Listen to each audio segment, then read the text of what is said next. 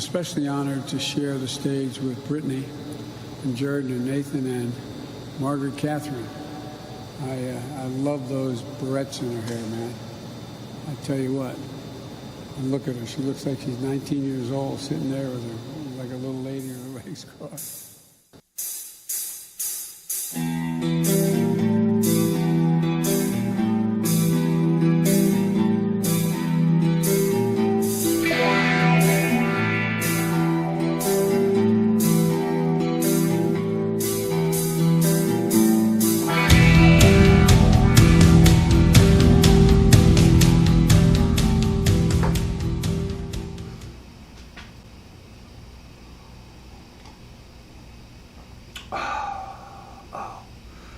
Good coffee. What's going on, friends? Yeah, it's your pal Jackhammer Mike with another lame video. Happy Memorial Day weekend. Please remember the fallen, the boys that aren't here with us, and women that aren't here with us anymore. Cut down, defending our country, giving us, giving the ultimate sacrifice to us Americans. So don't just think this is a 3-day holiday. I'm speaking to the choir. I know you guys know what holiday this is, and I know you're at least thinking about our fallen. Thank you. Don't be that guy rant. Yeah, I know you guys love those. But first I want to say a couple of things. A while back I asked you guys to pray for my father-in-law. He gone in for bypass surgery, and I was concerned, worried about him like anybody would be. And you guys delivered, very much so. But I appreciate it. Thank you so much for all your prayers. He just turned 80 today, is his birthday. John, happy birthday, Pop. I love you. You're the greatest. And I was thinking about him yesterday. We had the family over, and my son and my grandsons, and my ex-wife and my 18-year-old just graduated high school, so this was a big weekend for him. And so we're all kind of together, and my ex-wife had mentioned that it was his birthday today, and I thought I'd crank out something to say hello. Pop is the greatest. Father-in-law extraordinaire. He's a tough cookie. I think that's why we kind of get along so well. You never really have to wonder where you are with that man. He'll tell you exactly what he thinks. And I'm blessed or cursed with that same trait. I don't think too many people have to wonder where they stand with me. And sometimes I will speak before I think. That's an ongoing training session that I've been doing since I was able to speak, really. Think about what you're saying before you say it. It's not what you said, it's how you say it. Boy. Anyway, if I had one regret, it would be that we all were out in Southern California until 1994 and moved out here to Arizona. It's pretty much next to impossible to go out target shooting, have a family outing. It's a big production. You have to go you have to drive a long ways to get out there. And for the most part, it's trash heap shooting, which I despise. So we really never got a chance to go out and go do some target shooting, which I regret. But we had an opportunity to do a lot of golf outings. Oh, we did a lot of Sunday mornings. It was awesome. I play like crap, but it was just a lot of fun to get out there and go golfing with the man. Nobody judges you at 9 o'clock in the morning and you're drinking a beer, smoking a cigarette. No one judges you. It's awesome. Anyway, you might hear this go off. I don't want to silence it. It's just a lot of family stuff. Anyway, so anyway, happy birthday, Pop. I hope you have many more. He just turned 80 today, and that's awesome. I'm gonna turn this off or down because they're just blowing up the phones. Yeah, he turned 80. He's alive and kicking, ornery as ever, and he's just a great man. Just a great man. So, John, happy birthday. Pop, you're the best. Love you forever. And give Mom a big hug for me, okay? Love you guys.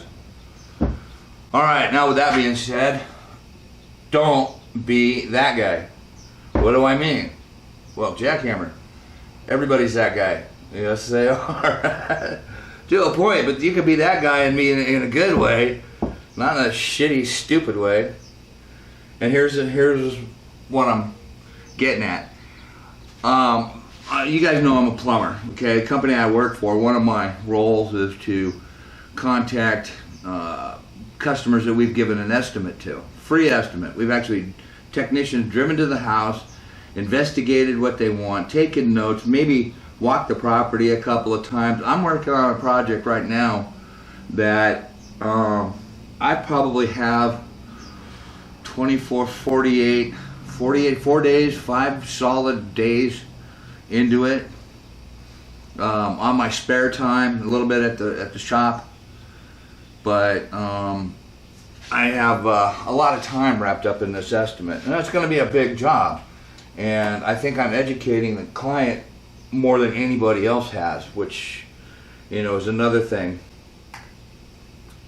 A good tech or good project manager, good company is going to educate you until they turn blue in the face. Okay, and what I'm talking about is, you as a homeowner, when you get a contractor to come out, a lot of you guys will get several. The rule of thumb is get 3, whatever, and you'll get contractors to come out and give you an estimate on something, correct? All right, so now that you've taken a couple of days out of your busy schedule to get estimates from people, it's time to decide on what to do. And again, these contractors have taken their time and their money, because it costs them to have a technician go to your house, and it costs them in fuel, vehicle maintenance, the tech salaries, and all that fun stuff, on and on and on. So it's not a free estimate. It's free to you, but it isn't free to us. When you have something like that and you've got 3 estimates, can you at least have the common courtesy to call up your other contractors to say, hey, you know, you didn't get the bid. And I'm going to tell you why. Everything is negotiable. All right. Contractors coming up, we have a set price for a lot of the things we do, because we know that the time and material involved in doing a certain repair is generally going to be the same. And it depends. It definitely depends. That's why we want to go out and see it first before we just crank, a number off over the telephone or whatever. But we have a general idea on what things cost. We throw out some numbers, and maybe we'll throw out, an extra hour, maybe an extra 2 hours, just to, make sure that the job has been done right, has been cleaned up properly. Say, for instance, somebody has to have the water line from the meter to the house repaired. We'll rake back the rocks or get the landscaping out of the way, do whatever we can to make it look nice when we put everything back. Okay. If you have some dudes in there just going in and slopping, digging, and mud flying all over your rocks and gravel, you're never gonna get that stuff out, or it'll take months to water it down enough to where you don't see it much anymore. You have to be clean. You have to maybe lay tarps down. You don't want to get mud in the rocks and all that fun stuff. And again, coming out from Arizona, a lot of people have a rock type of landscape, desert landscaping we call it. Xeriscape with an X. Anyway, the rant is, and the point is to this rant is, don't be shy with calling up your contractor and saying, hey, you guys are about 30% higher than this guy and this guy. You know, I've had that happen. I've had it go in the reverse fashion. I've had customers say, "Hey, they spent $1,000 more with another company because they were more educated by that company than when our tech went out there." And that's a problem for training and some other issues. But they were still crazy high. But instead of calling us and saying, "Hey, what does your bid include? How come yours is so low?" They never bothered to make contact.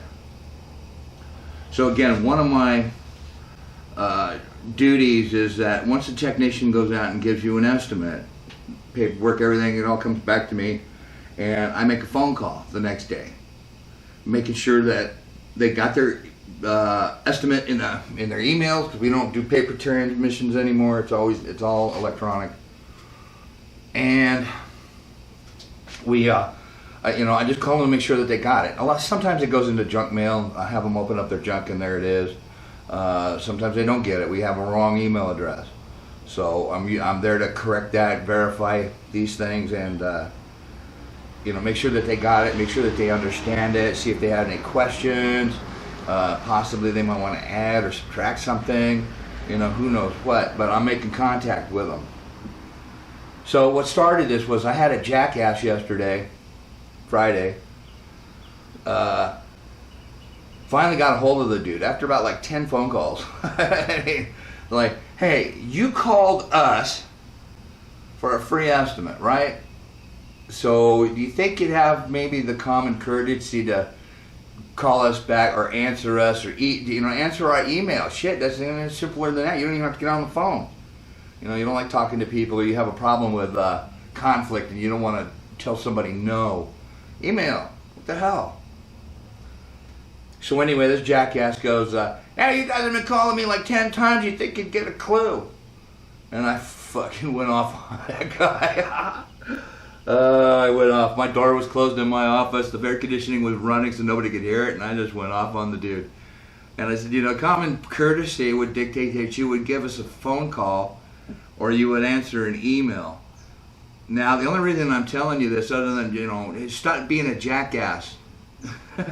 Give your contractors a common courtesy to,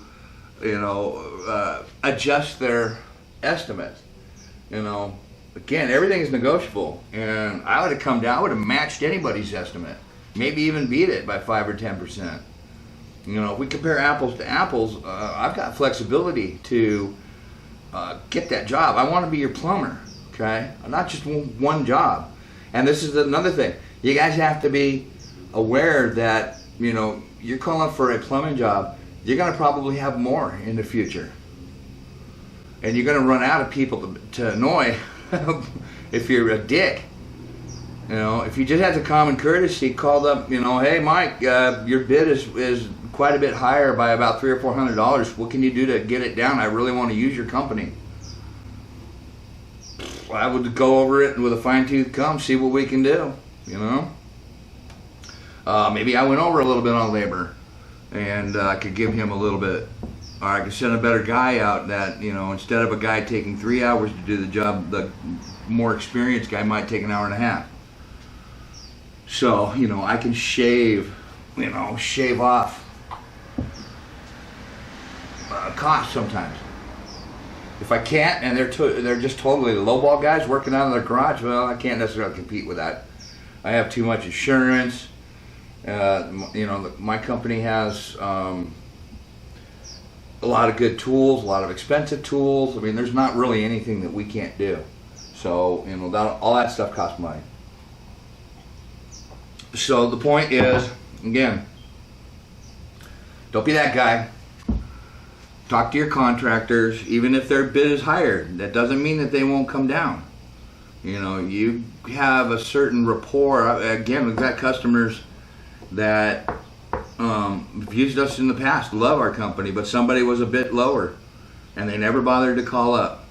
We found out by accident or happenstance or whatever that, somebody else is doing the job over there. I wonder why.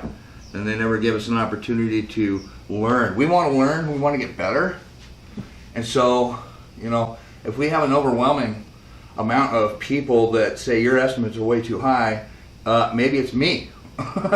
Maybe it's me, and maybe I got to re-examine what I'm doing. So again, don't be that guy. Don't be a dick. Tell your contractors, hey, you guys are too high. You know, if there's anything you can do, fantastic. But if not, I'm going to go with this company X over here, and you know, so be it. That's cool. That's what competition's all about. You want to get the lowest price possible. There's no one going to fault you for that. We want to make the most amount of money possible. Nobody can fault us for that. I mean, we're not here to, we're not a charity here. We're here to make money, feed families. We've got 8 guys, office staff, and everybody else that all have families and all. And we're here to provide a decent living for everybody here. So, that's my rant. That's it. It's your old pal Jackhammer Mike. I am out.